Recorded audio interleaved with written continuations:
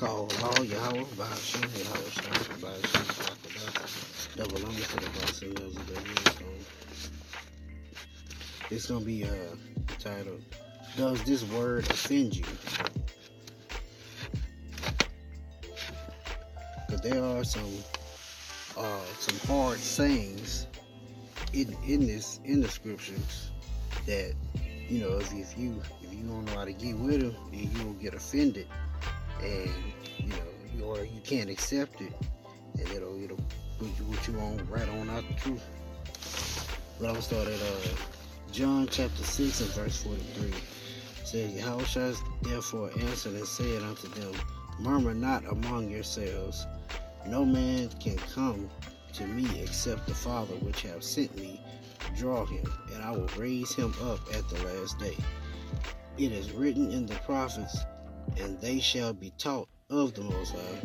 Every man therefore that hath heard and hath learned of the Father cometh unto me. Not that any man have seen the Father, save he which is of the Most High. He hath seen the Father. Verily, verily, I say unto you, he that believeth on me hath everlasting life. I am the bread of life. Your fathers did eat manna in the wilderness, and are dead. This is the bread which cometh down from heaven, that a man may eat thereof and not die. And this focal point here is verse 51. This is that hard saying I was describing. I am the living bread which came down from heaven. If any man eat of this bread, he shall live forever. And the bread that I will give is my flesh, which I will give for the life of the world. And the Jews therefore strove among themselves, saying, How can this man give us his flesh to eat? See, they thought he was talking about cannibalism. Then Yahushua said unto them, Verily, verily, I say unto you, except ye eat the flesh of the Son of Man, and drink his blood, ye have no life in you. And that's just referring to eating of this roll, the whole roll, the good, the bad, the bitter, the sweet, just this word, just reading it, studying it, dissecting it, going through, in and out, just, and taking it all in and studying. Verse 54, Whoso eateth my flesh and drinketh my blood hath eternal life, and I will raise him up at the last day. For my flesh is meat indeed, and my blood is drink indeed. He that eateth my flesh and drinketh my blood dwelleth in me, and I in him. As the living Father hath sent me, and I live by the Father, so he that eateth me, even he shall live by me. This is that bread which came down from heaven, not as your fathers did eat manna, and are dead. He that eateth of this bread shall live forever. These things said he in the synagogue, as he taught in Capernaum. Many therefore of his disciples, when they had heard this, said, This is an hard saying. Who can hear it? Many of the disciples, they started to get offended by what he was saying, because it was a hard saying. Like, it's something they never heard of. Somebody literally coming down saying, Hey, if you eat my flesh and drink my blood, you're going to live forever. When Yahushua knew in himself that his disciples murmured at it, he said unto them, Does this offend you? What and if ye shall see the Son of Man ascend up where he was before? It is the spirit that quickeneth, the flesh profiteth nothing. The words that I speak to you, they are spirit and they are life.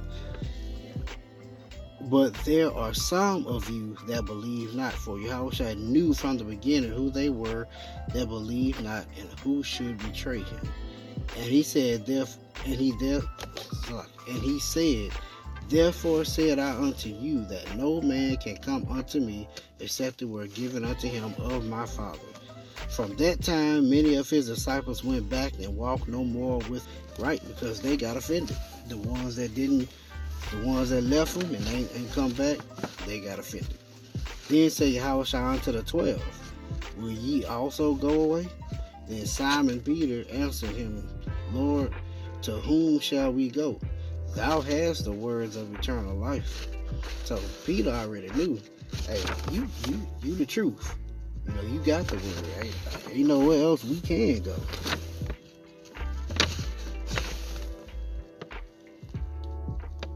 Let's see. So if you go to Psalm 47, this is what consisted of his flesh and his blood, because he said that he is the word, and the words that he spoke, they are spirit and they are life. But this is Psalms 47 says, then said I, lo, I come in the volume of the book. It is written of me. So you want to eat, you want to get to know the Lord, you read this book. You want to eat of his flesh and drink of his blood, you take in this roll. You take in this book, because he is the book. He comes in the volume of the book. And he's also, let me get this in Romans, he's also the rock of offense. Meaning that if he's that rock, and if you offended him, that'll lead you right on out. Right on out. This is Romans chapter 9, starting at verse 32. Wherefore, because they sought it not by faith, but as it were by the works of the law, for they stumbled at the stumbling stone. As it is written, behold, I lay in Zion, it's in Israel, a stumbling stone and rock of offense, and whosoever believeth on him shall not be ashamed. Basically, he's that rock of offense. So if you believe him, you won't be ashamed, or you won't be offended. But if you don't, then you will be offended. And once again, it'll lead you right on out. This is 1 Peter chapter 2, starting at verse 7. Unto you therefore which believe, he is precious, but unto them which be disobedient, the stone which the builders disallowed, the same is made the head cornerstone, and a stumbling and a rock of offense, even to them which stumble at the word, being disobedient, whereunto also they were appointed. But check this out though. Let's see what Yahushua said about being offended. He's a rock of offense. But if you don't get offended by him and the words that he is saying, look at this. Matthew 11, chapter 11, verse 6. And blessed is he whosoever shall not be offended in me. So you don't need to be offended in him. Because if you offended in him, that's when you be laid out. I don't want to keep saying that, but it's true.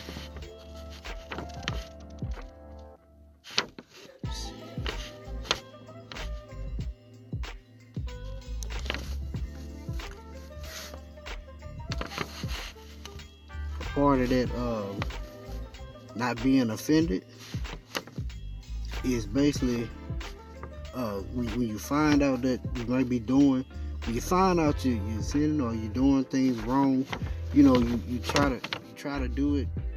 You're not gonna be perfect, but you try to turn away from those things and do it as less as possible. Where you basically repent. This is Sirach chapter 25. Sorry about that. Sirach chapter 17, starting at verse 25. It says, return unto the Lord and forsake. So I lost it. 17:25. It says, return unto the Lord and forsake thy sins. Make thy prayer before his face and offend less. Right. You gotta offend less. You can't keep doing the same thing once you know the truth. And that's the reason why you go to Matthew chapter 18. 7 and 9, what this was referring to. It says, woe unto the world because of offenses. Woe, destruction. Because of what? Offenses. For it must needs be that offenses come. But woe to that man by whom offense cometh. Wherefore, if thy hand or foot offend thee, cut them off, and cast them from thee.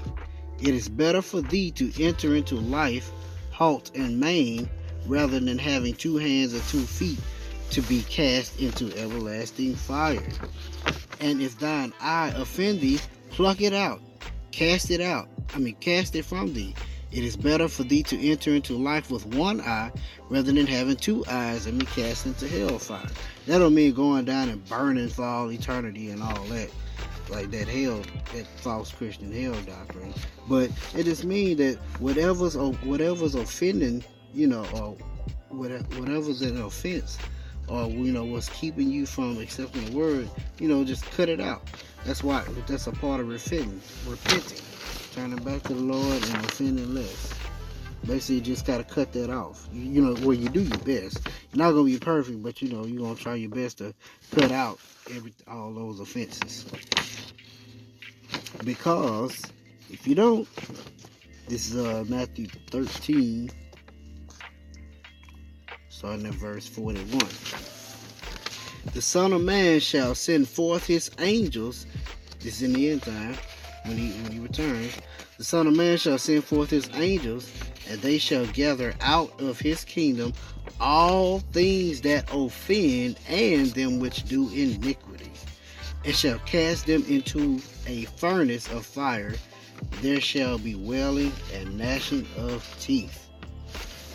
That's why you want to offend less. That's why you want to cut it off, because you want to do your best to not be offended.